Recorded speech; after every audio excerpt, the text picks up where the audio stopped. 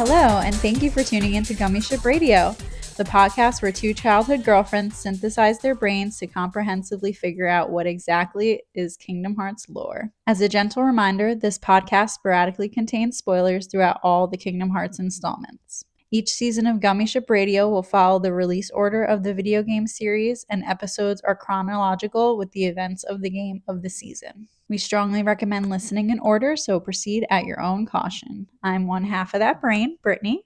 And I'm the other half, Victoria. And today we'll be starting our episode on Wonderland, where then Brittany will finish us with Olympus Coliseum. All right, Britt, we are out of Traverse Town. We're in the Gummi Ship and we are heading out into the world. So for a quick recap of our last episode or previous worlds, Sora, a boy born and raised on an island, dreamed of seeing the outside world. He and his friends, Riku and Kairi, began building a raft with which to sail away. One day, Sora ventured into the island's secret cave and met a stranger who had come from beyond the door. That night, disaster struck Sora's island. Riku and Kairi disappeared and Sora was left with a mysterious weapon. With it, he defeated monsters that had suddenly appeared everywhere, spawned from an enormous sphere of darkness. But the darkness swallowed the island. Meanwhile, Disney Castle was in an uproar.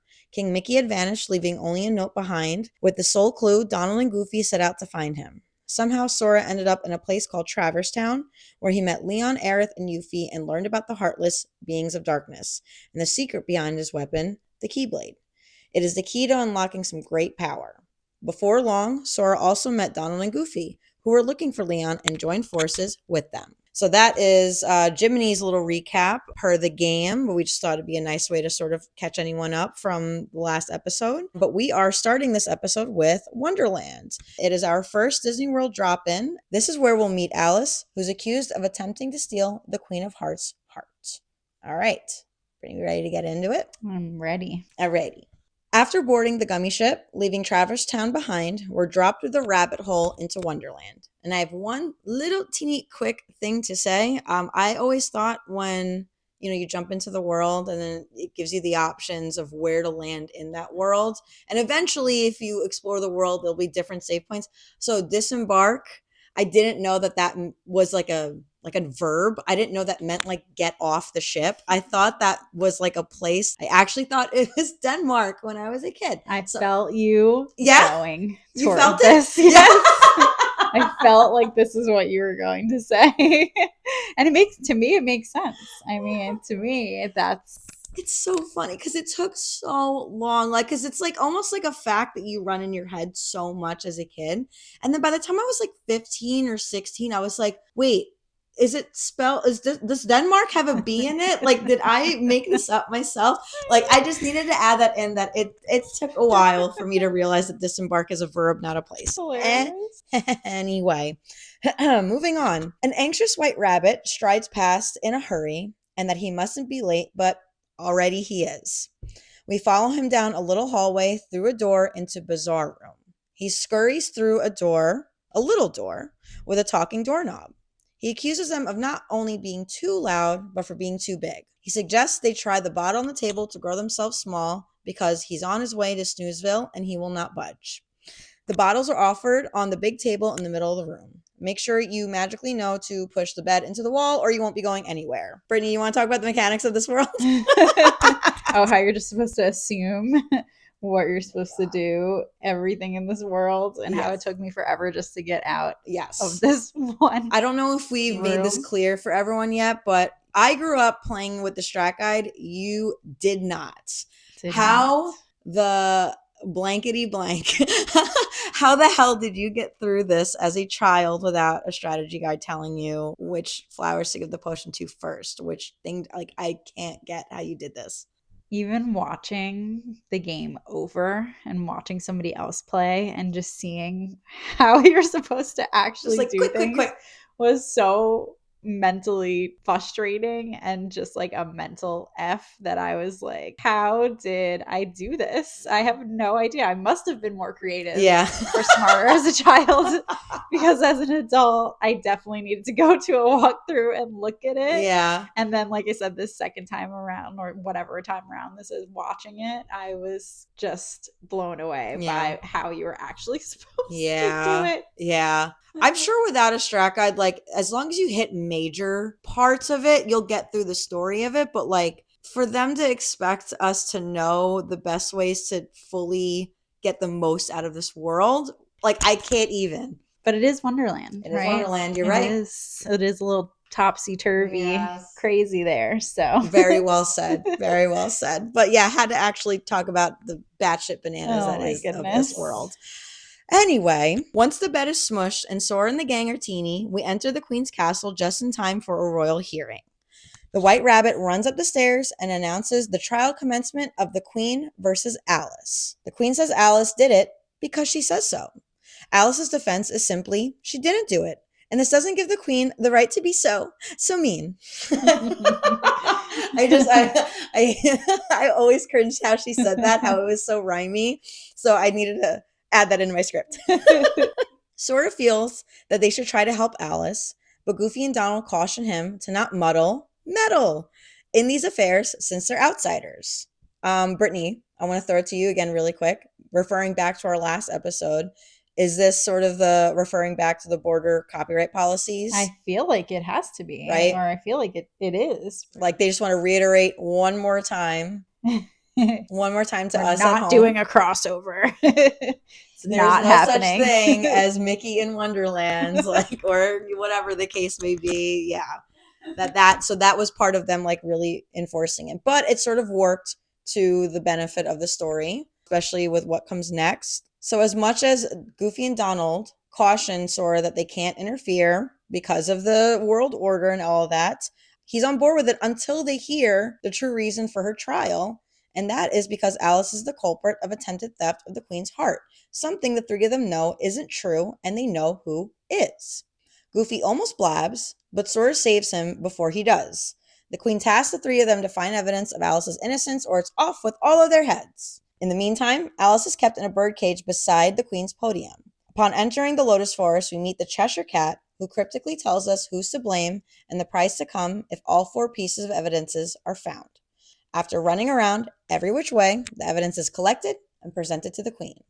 So, Brittany, did you find all the evidence, like, without the strat guide? Like, were you able to find all of them? Like, did that matter to you? I don't know that I did. I can't remember all the way back then. When's the last time you played this all the way through? Probably like 3 or 4 years ago. I got my husband to do the whole thing, the whole entire series with me, because I was like, you have to know why I love this. If you want to sign up with me for the rest of your life, you have to do this whole thing with me. Do you have to find them all? You don't. Okay. I think like even if you find one, like you can move forward with the story. The idea is that the more that you find, the more like it becomes a game of chance. Because what ends up happening is like, so I obviously with the strat guide, with the walkthroughs and everything, I found all 4. But what happens is when you get there, the Queen throws in her own evidence. Right. So now there's one out of the 4 of them that is basically saying it's going to be not the Heartless. But it could. But it could. Anyway, no matter how many you find. Okay. I will tell you right now, I don't remember, because I've played, I think I might have mentioned this on the podcast, but I've definitely mentioned it to you, that I have started and stopped this game so many times in my life. I've actually only played the first one all the way through once. Yes. But I would always play up to Deep Jungle at least. I would always finish Deep Jungle. So I've played Wonderland at least 8 times. And I think I've only gotten a Heartless as the evidence presented once. This last time, it was Donald and Goofy that came out. Mm-hmm. And so I was like, oh, great. Because I knew what was going to come next.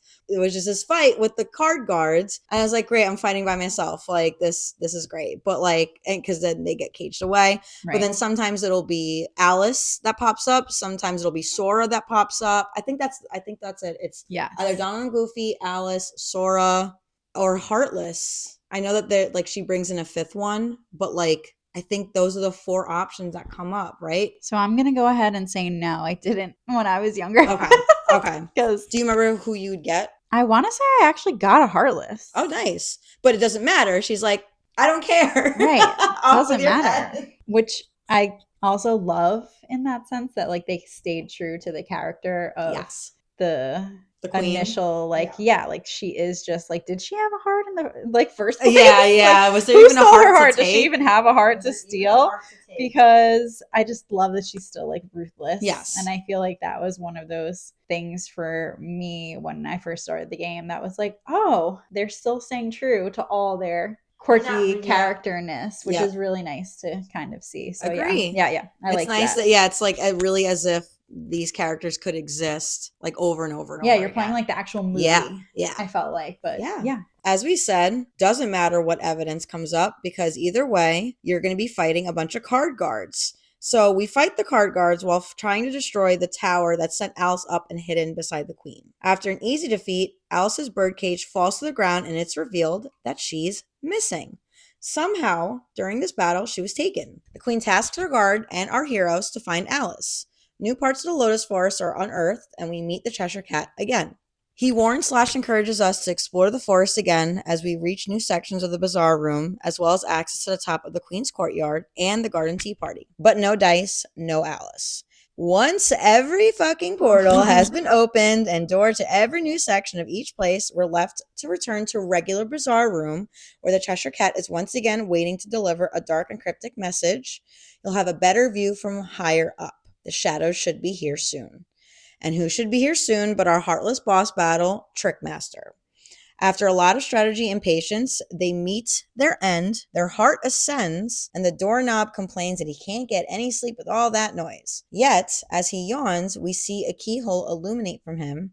That Sora's Keyblade blasts a lock. They don't know what that was, but it sounded like something closed. A Navigi gummy piece flies out from the door as well. Finally, with one last appearance, the Cheshire Cat reveals that the shadows have taken Alice and the group has no choice but to leave since their best chance to find Alice is to move on to a new world. And that was Wonderland. So story-wise, pretty short. Gameplay-wise, about 1 million hours. I was going to say, I feel like this is one of my least favorite worlds because you're not necessarily prepared for it. Yeah. Even though it's the first world. Yeah, like this could have been halfway through. I feel like it could have been so much easier too and less convoluted. Yes. Obviously, I feel like elements to it being Wonderland where it has to be a little bit tricky. Yeah. But I also felt like, damn, this is the first world that we're going to start off in and I'm super confused. No, you're absolutely, I agree. Like there's no like ascension to challenges. Like usually your first world should be kind of easy to ease you into the world.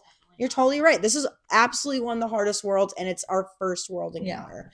Pretty grimy if you ask me. Pretty grimy. Brittany, before we move on, did we miss anything to discuss? Story-wise, banter-wise, what do you think? I don't think so. I mean, shout out Cheshire Cat because I feel like he's one of my favorite characters in Disney lore just because he's so like, trippy and just like makes no sense. Yes. His head comes off. Yeah. He is just, I feel like him being like your guide is kind of really funny because you're like, what is this dude saying half the time? Again, goes into the confusingness of the world. But I also, again, love that he is the same person he is in the movies. Yeah, which is, I think, super cool. That he's like kind of like a neutral. He is not a villain, but he's not a hero. Like, bro, you're not helping me. Not helping at all. But he's not the one like wielding any weapons at you either. But like he's just there to like just fuck with you, and it's like great. Like, cool. Thank you for being that guiding light. Awesome. I appreciate that. I think this world is annoying AF to me personally. And I really don't know how I did it as a kid without a walkthrough or a strategy guide. So kudos to 12-year-old Brittany. Kudos to you for figuring that out just of your own volition. For real. Moving on, right? Yeah, Brittany, take us away with Olympus. All right, we're going to Olympus. Shout out Olympus Coliseum. So Sora travels to Olympus Coliseum where he encounters characters from Hercules and participates in the tournaments. He fights tough enemies and begins to make new allies. Sora, Donald, and Goofy arrive in Olympus Coliseum. Inside, they meet Phil, not Danny DeVito. Unfortunately, it's so not Danny. They, but like you can hear it. It's not Danny DeVito. They did not have Danny DeVito in the budget. No budget for Danny DeVito. I'm sorry, but good try. Inside, they meet Phil, the satyr trainer. Phil sizes them up and questions whether they have what it takes to be heroes. Donald, with his attitude, you've got heroes right in front of you, which was hilarious. Why didn't you do his voice? I will not burden you with trying to do the Donald Duck voice. I just wanted to see what you were going to say. Okay. That's not my forte. That's not this kind of podcast. But find another one. You know, Donald has his little attitude. So, yes, you've got heroes right in front of you. Phil puts Sora through a series of barrel-breaking trials. Personally, I thought this was super hard when I was younger. Same. No idea why. Same. But replaying it, I'm like, this isn't hard at all. Oh, my God. You can do it pretty simply and easily if you just know what you're doing. Yeah. So I guess, again, didn't know what I was really doing back then. Yes. Well, like this one asks for strategy. Like you have to get them done in a certain amount of time, right? Like you're not just like breaking and slashing and whatever. Like you have to do a certain amount of time. So it would behoove you to go for certain areas before another one. But like as 12-year-olds, you're like, how am I going to do this in a short amount of time? And now you're just like, I just hit the barrels into each other and they break each other. That was the part too I didn't get, that they could break each other. If you hit it a certain way, it flies and then it just, like, duh. Okay, moving on. After proving we can actually fight, Phil still denies us, saying we ain't heroes and pointing out that we don't have an entry pass, which no one ever told us we needed an entry pass, but okay. Right. He gifts us with thunder before sending us on our way again. As we exit, we are greeted by Hades, actually voiced by the talented James Woods. Yes, that is true. And I think that is wild. They had James Woods in the budget. They made room for James Woods. They said, if we're going to do anything. Yeah, the fact that he did that, I think is super cool. If I could just say, I mean, that was a really good budget to keep, because even as recent as the Kingdom Hearts 4 trailer, Hades is in it. He is in every single one. He's got nothing else to do. James Woods maybe has nothing better to do, but we're grateful. You know what? We're grateful for it. That. We're grateful that you had time in your schedule. Hades is an iconic character. Like that's, and his voice is. It's part of it though. Yeah. It's part of what sells his character as both threatening and very, very funny. Yeah. Truly, I know we're from the Renaissance era, but Hercules is one of my favorite movies. Me too. It's so good. So rewatchable. It's so good. So good. Anyway. Thank you cry, for making time in your schedule, James Woods. All right. We are greeted by Hades, and for no particular reason, he gives us an entry pass. Quote unquote, no particular reason. No particular reason. Cool. Thank you. Yeah. We gain entry into the preliminaries. We must fight against waves of enemies, including some new ones like Blue Rhapsody, but they saved the best and most challenging for last. Yes, they did. Oh my God, they did. If I could jump in, please. Where do I want to jump in for this? I mean, this, I'm kind of going back a little bit, but like the whole knowing to exit the lobby. I remember, again, as a kid, even now, before I watched the playthrough, I was like, well, why wouldn't I go to the Gummi Ship through the save point? Why would I know to exit the lobby? Like, there shouldn't have been a save point in the lobby. No. I feel like people are going to be so annoyed about us being like, you guys say you love this game so much, and you keep talking so much shit about this game. This is only the second episode. Well, listen, they had some work to do, and they figured it out after this game. However, I remember just in general, I wasn't a figure it out kind of kid. I was very much a tell me where to go, what to do. So I didn't get this for a very long time. But yeah, that's what I wanted to say. Can you leave the Coliseum and not know this and go anywhere though? Yeah, you could. You can through the save point. You could, which is also just like, why would you even let that be an option? Oh, because it happened to me before. It happened to me like when I was younger. Like, I remember being like, I don't know how to play this world if I'm like, they're not even letting me do anything. And I think I just happenstance like left like through the door instead of through the save point. Okay. And then that's when the cutscene of Hades like wrapping his arm around the shoulder and stuff. Oh. So I just wanted, again, I want to say I do love this game. I do love this series. With that said, especially the beginnings, I have some problems with This is why we're here. Exactly. This is It's why we're here. Anyway, please continue, Britt. So after winning round 6, we see Hades again, this time being his usual scheming self. He is talking to a new Final Fantasy character, Cloud Strife. Swoon. Swoon. Big swoon. Sometime before Sora arrived at Olympus Coliseum, Cloud struck a deal with Hades, eliminate Hercules in battle, but he also has to fight Sora so that he may move on to Hercules in the next round. Cloud mocks Hades for being scared of a kid. Hades makes some snarky remarks, and then we move on to one of the hardest fights we've had yet. Mm-hmm. The final round of the preliminaries is a match against Cloud, who is incredibly strong, and I've never personally beaten him, even though it's said that you can.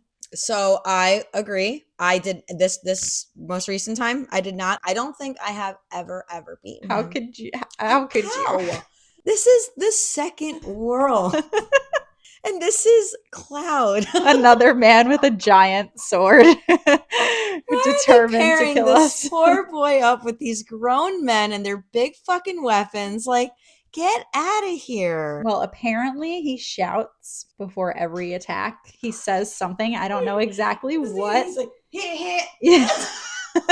I have the microphone so far away because I don't want to flare. Apparently he does that and you could dodge, but I still have never managed to defeat him. But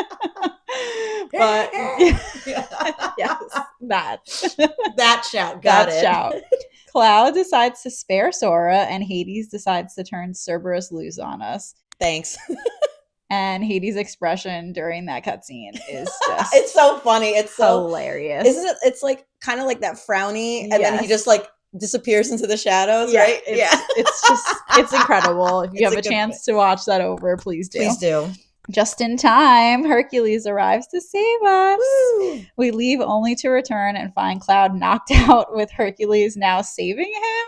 Yeah. I don't know what happened there. Yeah. What's up, Cloud? Yeah. We then fight in a battle that probably took years off my life and definitely still does. I did try to replay this game just a little bit until I got up to this fight. Mm-hmm. And I have limited time on my hands due to child constraints. So I couldn't spend parenting or the whatever. only 2 hours I have during the day trying to beat Cerberus. Oh my God. And it drove me mad to the point where I was like, I'm done. I'm only going to watch these. Yeah. This fight is the worst. It's the worst. So, you were talking before about how one of the things you and Devin did is that you had Devin play them all the way through. My husband, Alex, love him so much, could care less about role-playing games. It's not his thing. Okay. It's nothing against him. He's more of the Call of Duties and the Assassin's Creed type, and that's fine. Open worlds is more of his bag. So he came into the room when I was playing this part, and he was trying to be supportive. He was like, I was like, what are you doing here? He's like, I'm here. I'm going to watch you play. And I was like, oh my gosh, that's great.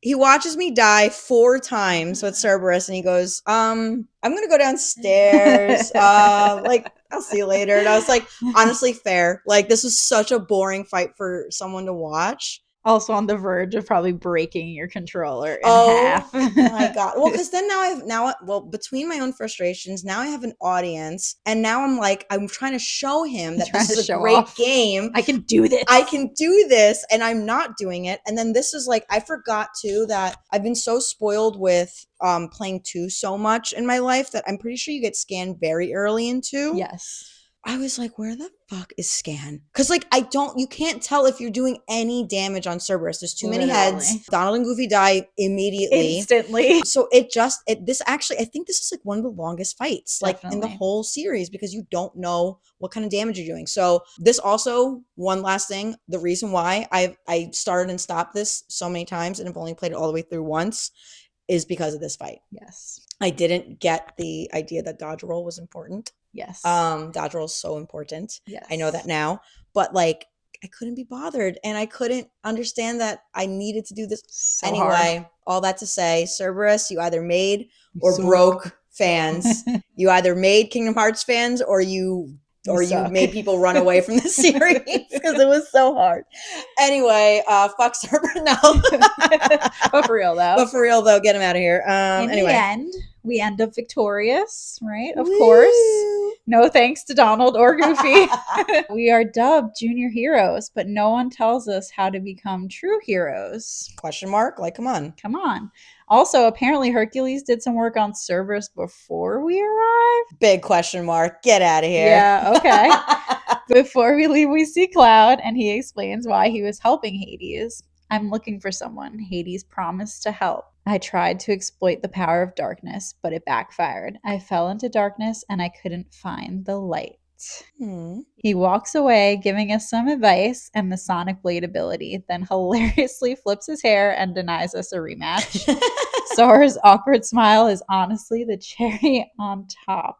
And that is that. That's what he said. He said that the is hair that. flip kills me. Wait, do you remember how Sora, like, does he like want to go again? Like, do you remember what he says? Yeah, he asks him, I think he says like one day we'll have a rematch, and Cloud is like, huh, yeah, right. Like, not happening. Honestly, Cloud's probably like, you know what? I'm a grown man. I would kill you. I don't want to murder a 14-year-old boy. My sword is way bigger than yours. But one quick thing to pop in on for Final Fantasy VII lore, the person that Cloud is looking for is Aerith. Is it Aerith? It is Aerith. Okay, I thought it was somebody. It's very much known that Aerith is like his person, his Kyrie, his as they person. May say. I thought it was somebody else. If you know who I'm hinting at, do we say? I think we can say. I thought it was Sephiroth. Sephiroth? Oh, wait a minute. I'm pretty sure that was Aerith is I like, thought he was looking for. So the person, all right. Because he wants. That's true. He wants to fight him. Yeah, he does want to fight him. Wait a minute. You wrote something in on this too. I think you wrote it later in the series. You wrote that in the Final Mix version, they created a secret movie of Cloud and Sephiroth meeting. Yes. They had them fight after Sora fights Sephiroth. Yes. You know what? Wow, this is so like, again, this is the wild thing about perception, is that I really thought it was Aerith because out of love. But there's a good chance the person he's looking for is the person he wants revenge on. I heard it's Sephiroth. Interesting. Just because of what he says, he tried to exploit the power of darkness and it backfired and he fell into darkness. So I think he was trying to get Hades to like help him defeat Sephiroth. Yeah. But again, this is total speculation. Yeah. But Aerith also makes sense. It's like it could either be he's looking for the person he loves or he's looking for the person he wants to kill. Like it could be either one. And you know what? I bet. Let us know. I bet whether we want them to or not, they will let us know.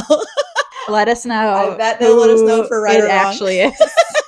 So we don't know. We don't know. Again, we know the big parts of this series. Right. We don't know the little minutia parts. So exactly. Help us out. One last thing before the very end. It's somewhere in this. Maleficent walks in on Hades plotting his next move since this whole fight with Cerberus didn't work out. Fail. She walks in on Hades plotting his next moves, but he doesn't want her there. He makes it very clear he doesn't want her there, so we as the audience can sense that there's a smidge of tension between the villains.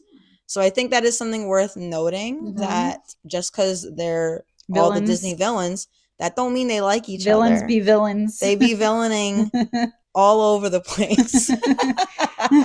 So that is, yeah, you're right. That is like the last thing that happens before we jump back in the Gummi Ship and we're on to the next world. So time for our storyline update. We've got some things to add to our little board here. Yeah. So for our protagonist for Sora's story, we can add in that he steps in to help Alice, even if it breaks the rules of not letting other worlds know you don't belong there. This shows his character to always wanting to help others. So that's something really good. I think that's just a good character note to hang on to about Sora, something about him.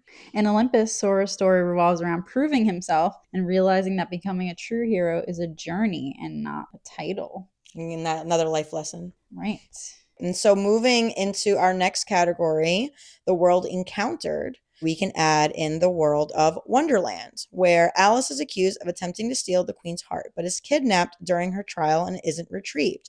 We don't know who kidnapped her or why, but we kind of do know who and why. In Olympus, he meets Hercules, who will be a reoccurring ally, and Hades, who is also a reoccurring foe, and Cloud of Final Fantasy. It also introduces Cloud's story and the quote-unquote person he is looking for. I'm glad that we kind of had a little discussion about that now, because now it's something we can really find out about. I feel like that continues through the course of this. Yeah. So yeah. Mm-hmm.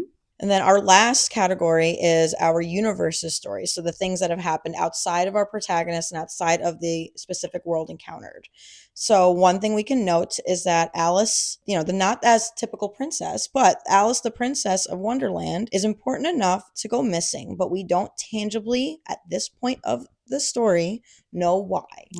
And then again, Hades, a reoccurring foe, and we see his connection to the darkness.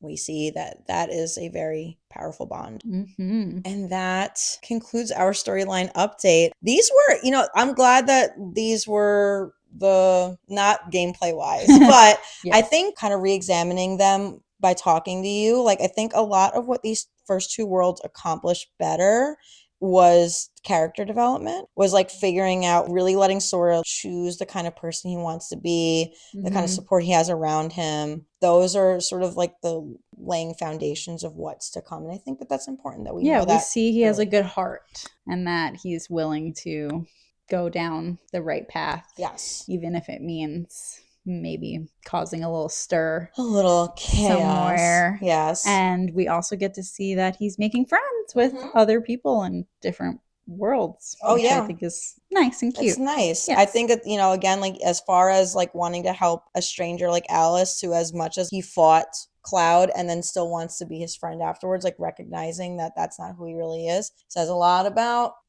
why someone would be able to wield such a heart and wield such other things. But yeah, also the fighting the darkness. Yes. I feel like that is another thing that's popping up. Someone else is fighting that darkness in them. So I feel like that's another reoccurring theme. The kind of company that he's starting to keep around him. I think it's good. Yes. I think that does it for us. That is Wonderland, and that is Olympus Coliseum. Brittany, I love you. Love you. I love you. I love you. I love you. We'll see you in deep jungle. Deep in the jungle. We'll see you deep in the deep jungle.